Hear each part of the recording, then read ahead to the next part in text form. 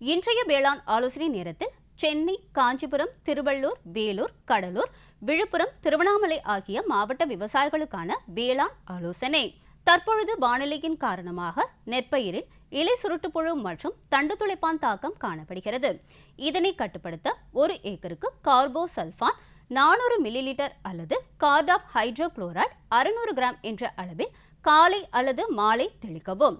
தற்பொழுது நிலவி வரும் சூழ்நிலையில் நெற்பயிரில் குலை நோயின் தாக்கம் காணப்படுகிறது. இதனை கட்டுப்படுத்த 1 ஏக்கருக்கு ட்ரை சைக்ளோசோல் 75% WP 200 கிராம் அல்லது கார்பன்டசம் 200 கிராம் அல்லது அசாக்சிஸ்ட்ரோபின் 200 மில்லிலிட்டர் என்ற அளவில் 200 லிட்டர் தண்ணீரில் கலந்து காலை அல்லது மாலை நேரத்தில் தெளிக்கவும். பருத்தியில் வேர் அழுகல் நோய் தாக்கம் தென்பட்டால் 1 லிட்டர் தண்ணீரில் கார்பன்டசம் 1 கிராம் என்ற அளவில் செடிகளின் தூர்களில் ஊற்றி மண்ணை நனைக்கவும்.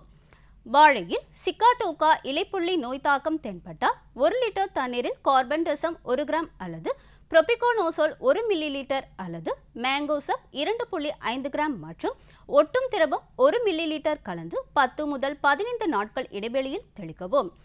தற்பொழுது நிலவி வரும் சூழ்நிலையில் வாழையில் பனாமா வாடல் நோய் மற்றும் நூற்புழு தாக்குதலை கட்டுப்படுத்த 1 ஏக்கருக்கு பேசிலஸ் சப்டிலஸ் 1 கிலோ மற்றும் பேசிலோ மைசிஸ் லினாசினஸ் 1 கிலோ என்ற அளவில் நடவு செய்த 2, 4 மற்றும் 6வது மாதத்தில் வேர் பகுதியில் இட்டு நீர் பாய்ச்சவும்.